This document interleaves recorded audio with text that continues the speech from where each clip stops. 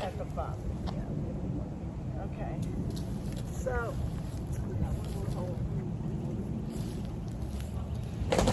y'all, we are celebrating Marc Gates.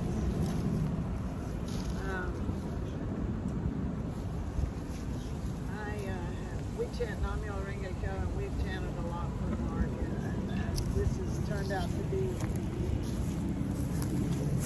surprisingly sacred for me to be part of all of this, and I'm honored. Thank y'all for being here. Yeah, okay. I wish we could get closer. Can we get closer in a smaller circle? So today's Friday the 13th, 2023 at Wrestling Cemetery, Dallas, Texas, and the special guests are his parents, his mother Gloria, Eloise Gates, and his father Larry Mack Gates. And our hearts go out to Catherine, his companion for 20 years, and wow, y'all had such a connection. You know, I've witnessed you standing by each other through life's challenges, and it wasn't always easy. However, it was authentic and unconditional. And I want to honor his Uncle Herb and his cousin Lacey, who knew Marc's family his whole life, and also a relative named Sylvia. These are just people I heard him talk about, and I feel as though they are here in spirit, along with many others. So say, Kat and I met in the year 2000, and a couple of years after that is when she brought Marc into our circle of friends. So it's been over 20 years. And as we all know, Marc was quite a character and made his presence known wherever he went. And one thing we all have in common is our love for animals. Marc truly had a big heart and meant well as he moved through life. And what a warrior he was, facing illness and breaking through to experience freedom again until fate got him, you know, the flu. He just wasn't strong enough to find it all. And what an adventure he created. My name is Rita Joy Gray, and I'm representing as a reverend with Universal Life Church. I want to appreciate my husband, Minister Christian, and my friend Richard.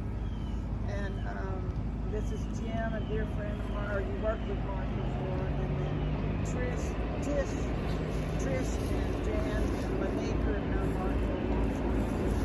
And but let's brighten up the environment. We sang this for Marc several times when he was sick in the hospital, and he would sing along and Kat would cry. Because, and we are videoing, so I hope y'all that's okay with y'all, because we want to send this to these other loved ones.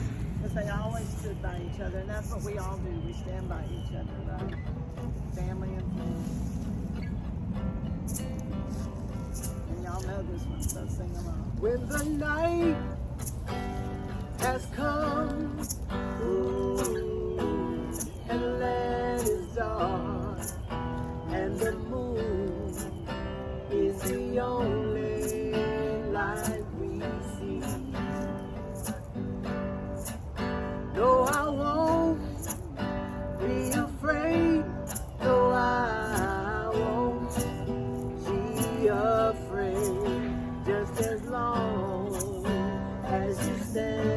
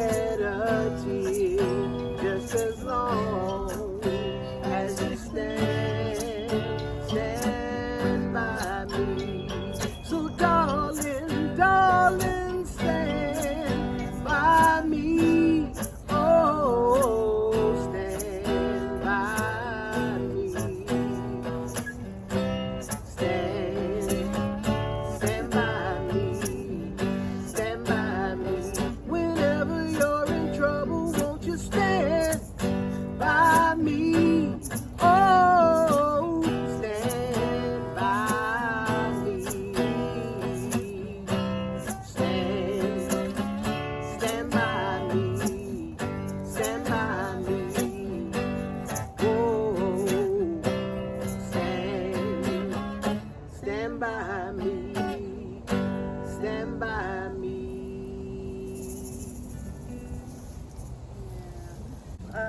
I just wanted us to take turns sharing something we feel about Mark.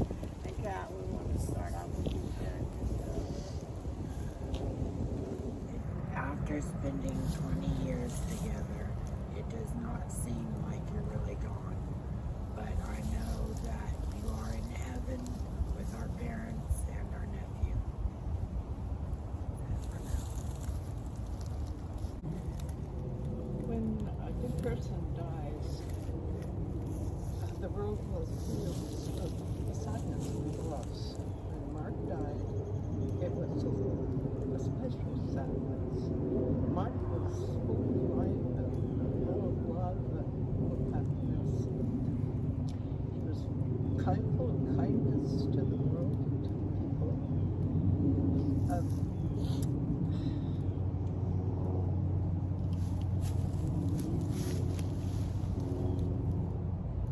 If there is a God in heaven that looks down on us and sees us and knows what's in our hearts, then I am sure that Mark has gone to him to a better place. That was beautiful, Jan. It was beautiful.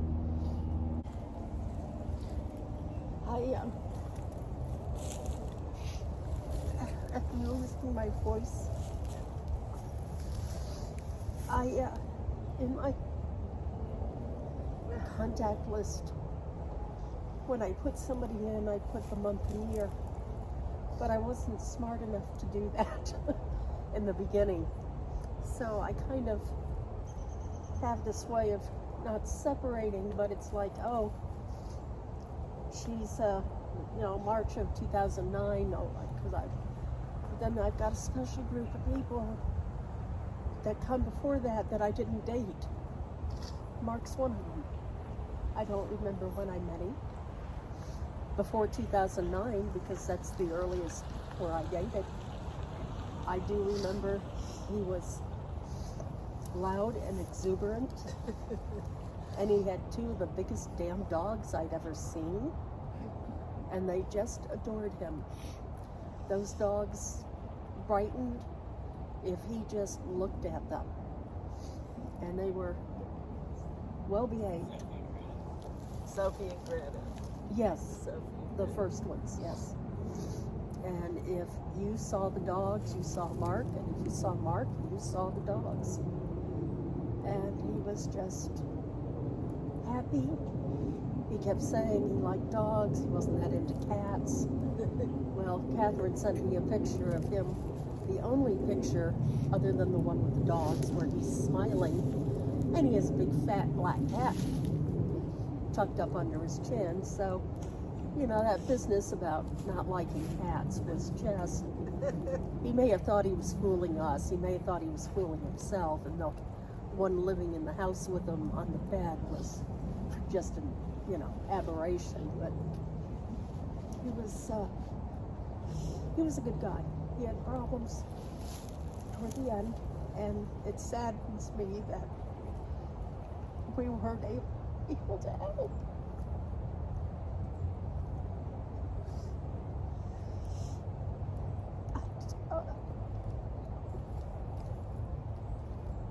I think we will all remember the good. Yeah.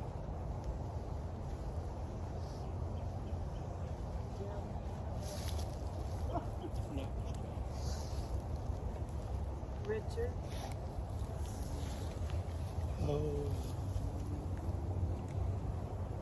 I think it's tough. Come closer, because he's got a low voice. I think it's really hard for anybody to have died in the last 3 years because of the COVID and all the other flu and all this other stuff. And I think it robs people of the ability or the time that they have to get together with each other. The intimacy is gone. Yeah, and we'll never get that back. And knowing Mark, that's probably what he wanted. Yeah. So anyway, that was that. What I like to think about is the last time that I just, he really defied the situation. I mean, he was going through a lot, and when he got put in the hospital, we didn't know if he would really get through that point, but he really spoke it into existence that he would get better and do better, and he did. And I felt it was really remarkable that, you know, he had the strength to speak that into existence. You know, later he ended up getting the flu, but you know, I really saw someone who stayed positive no matter what, and he was determined to beat it, the situation, and get better. He was making plans on what he would do and the car he wanted to buy and things like that. So he taught me a lesson to really just never give up and to keep always fighting for what we believe in. And energy never dies. It just transforms into something else. So I know his spirit is still here with us, and we can still talk to him. And I know we'll all see each other again if we believe that, you know, heaven on earth is going to be here. We're going to see all our loved ones again. Thank you. Mama, any words of wisdom? Her Mama's memory gives her trouble sometimes, but she got to be around Mark a lot. Just don't. I'll miss him for sure. Yeah. Yeah, he was something else. This is Jim. It's a poem that was written by Mary Elizabeth Fry called "Do Not Stand at My Grave and Weep." Do not stand at my grave and weep. I am not there. I do not sleep. I am 1,000 winds that blow. I am the diamond glints on snow. I am the sunlight on ripened grain. I am the gentle autumn rain. When you awaken in the morning's hush, I am the swift uplifting rush of quiet birds in circled flight. I am the soft stars that shine at night. Do not stand at my grave and cry. I am not there. I did not die. So remember that while Mark was here, he was sort of physically present in certain parts. Now he's with us always, in what we keep in our memory, in our hearts and memories of Mark. That was beautiful, Jim. Thank you. That was important to be reminded of that. We just want to finish with one more song. Because I think it was Jan that was saying that that Mark made the world a better place.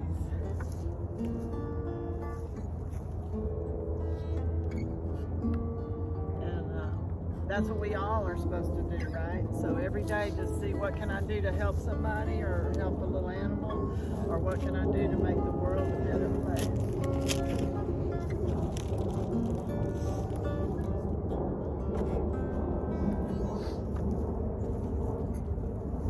I see trees of green,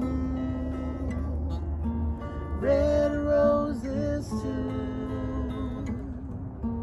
I see them bloom for me and you, and I think to myself, what a wonderful world.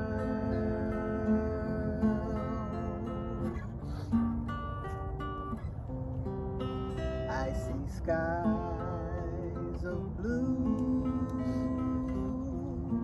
clouds of white, the bright blessed day, and the dark sacred night, and I think to myself, what a wonderful world.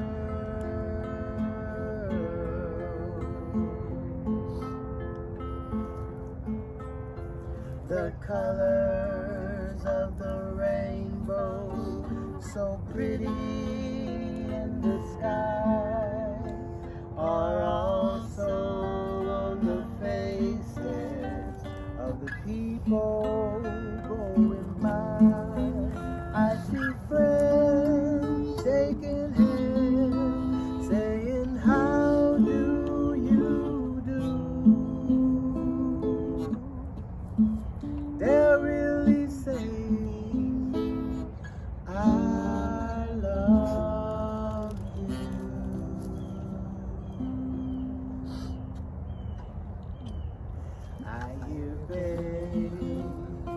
cry.